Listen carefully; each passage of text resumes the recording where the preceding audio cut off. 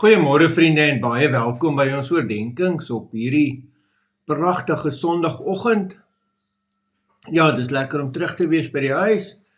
Onthou ons eredienste vanoggend 8:00 in Escort, 10:00 in Mooirivier en dan ook 5:00 vanmiddag hier in Wenen. Geliefdes, ons lees verder uit Johannes 20 vanaf vers 19. Dit was al laat die aand op daardie eerste dag van die week. Die deure waar die disippels vergader het, was gesluit uit vrees vir die Jode. Jesus het toe gekom en tussen hulle gaan staan en vir hulle gesê, vrede vir julle. En nadat hy dit gesê het, wys hy sy hande en sy sy. Die disippels was verheug toe hulle die Here sien. Jesus sê toe weer vir hulle, vrede vir julle. Soos die Vader my gestuur het, stuur ek julle ook. Nadat hy dit gesê het, blaas hy op hulle en sê vir hulle, ontvang die Heilige Gees. As julle mense se sondes vergewe, is dit hulle vergewe. En as julle dit van hulle weerhou, bly dit van hulle weerhou. Geliefdes, ons lees hierdie teks en eintlik heeltemal anders in Johannes. Wanneer Jesus aan die disippels verskyn, dan lees ons, ja, natuurlik, hulle is verheug, maar dis eintlik of goed nou skielik baie vinnig beweeg. Jesus sê vir hulle vrede vir julle, so, hy gee sy vrede, nie die wêreldse vrede nie, dit het hy al verduidelik toe hy nog voor die kruisiging, maar hy gee sy vrede vir hulle, en nou stuur hy hulle. Hy sê, soos die Vader my gestuur het, stuur ek julle ook. En dan blaas hy oor hulle en sê, ontvang die Heilige Gees. So, wat Jesus eintlik hier doen, en sê, wel, ek het aarde toe gekom, onder leiding van die Heilige Gees het ek al hierdie werk gedoen. Eintlik het ek al hierdie werk begin.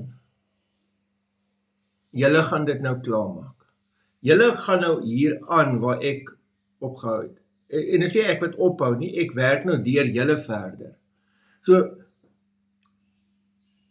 dit is vir Johannes belangrik dat hierdie hele gebeure van die kruisiging, van die opstanding, dit is eintlik net die begin van die werk.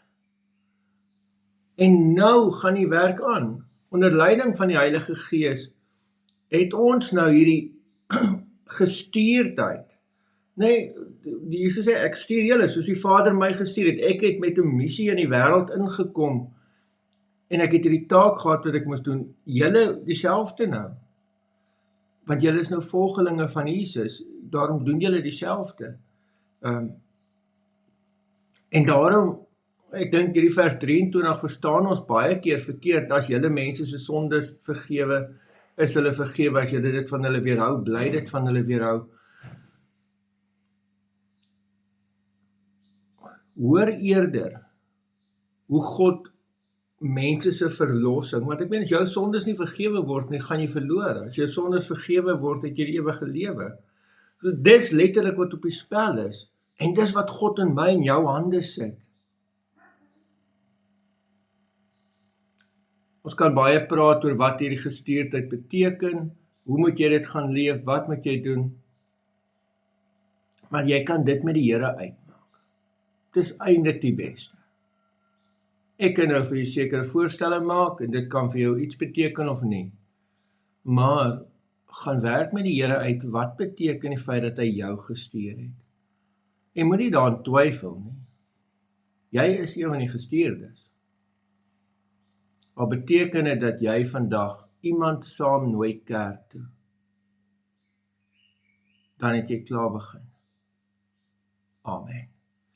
Here almagtige God, baie dankie ook vir die teks, dankie dat ons dit mag lees, en ja Here, gee dit ons asseblief ook hierdie waarheid saam met ons mag dra, en dat ons as gestuurdes mag gaan leef, in die naam van ons Here Jesus Christus. Amen. Vriende, mag jy 'n baie mooi en 'n baie geseënde dag hê. Totsiens.